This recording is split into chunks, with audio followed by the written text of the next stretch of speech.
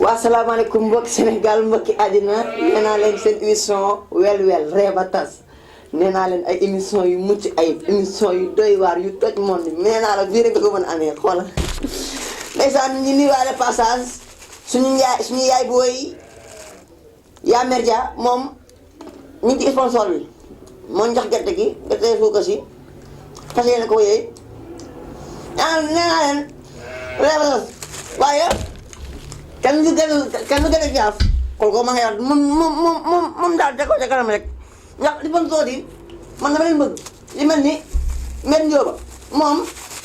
mi ngi bay waaram ci milieu gerte nee naa leen boo demee see table mel njóoba danga ko fa fekk ma nga jaay gerte gu am doole waaye ñu ngi nuyu bu baax ki nga xamante ni moo di am ak ki nga xamante ni ndeysaan moo di yaa ngi déjà di ko wax nii gàcce ngalaama Séeri Nazir da leen wax nii émission baa ngi nii wel wel ree ba tas xaaxataay soo da ngay naan man daal dayoo ca kanam waaye bu ko defee ñu daal dem ci fii nga xamante ni moo di kii nga xamante ni moo di Aliou Cissé kii mbër mi waaye moom ndeysaan day xeex rek ndax Aliou Cissé moom dafa laa biir xol bi dara nekk ci mi ngi noonu daal mi ngi noonu kon ñu dem seeti ki nga xamante ni moo di Aliou Cissé ñàkk jëriñu lañ def ci stade ba ndeysaan ku ci mel ni stade arène nationale ak ni mu amee doole ni mu réussir ñi di ci bay seen waar ndeysaan ay waaye di ci bay seen waar ñoom ñi xeex ak xuloo xam nga ni yéen yi c'est pas du respect ñu dem seeti te ñëw waaw pegaay man ñaari yaar man xam nga ba mu gisee ni man nag ñi xam ni duma xeexkat mais xam nga booy bi aussi bu ñu ko yónnee c'est parce que li mu def la war a def da koy def ki mun ci dara li loolu kon booy su ma la déggee man Pekaay Mbaye su ma la déggee ci say kàddu maanaam ci gàttal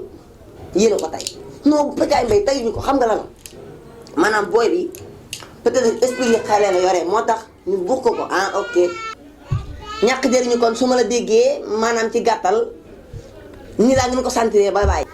te ñi daal di seeti kii nga xamante ni moo di Alioune Seye di jàmbaar foo ko fekk mi ngi bëre di daan doole di doon koo xamante ni mbër la ci làmb waaye mbër la ci lépp nañ ko seet ba ñëw ndeysaan dañ seeti ji Alioune Seye moom dafa laabir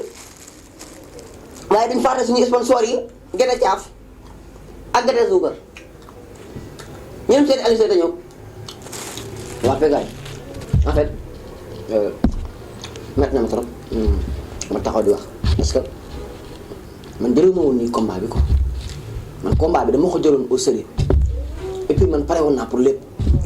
parce que man ku gis sama doole ji ni ma amee doole nii Pekaay nga war a xam ni man pare woon naa combat bi à 100%. dafa jël sama avance Pekaay dafa jël sama avance ñàkk jariñ ñu dégg nañu waaye xam nga làmb te di demee ni mel boo xoolee Modou Lo moom Balla Gaye nii la woon seen combat bi commencé na Balla Gaye di ko cokkaas Modou Lo di ko cokkaas ñu cokkaas de balaa ma ja mujjee wut am na waaye ci gàttal waa CNG xam nga seen i mbir day demee ni mel kon boobu nga defee ndeysaan maanaam Alioune Seye ndeysaan man nag bu ko defee ñu daal seeti bi nga xamante ni moo di Macky Sall mu laa dig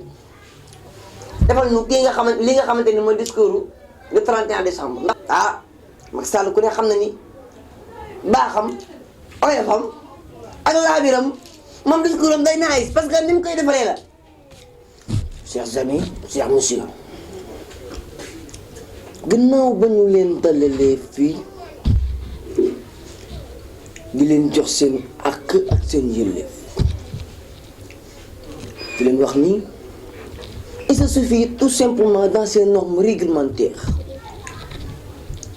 de réaction et réaction di nuyuwaale passage ki nga xamante ni mooy madame Mbengue ak madame Seng ñoom ñu ngi leen di nuyu di leen siyaar di leen baalu ak di leen baal ak waaye ku ne xam nañu tey jii émission bi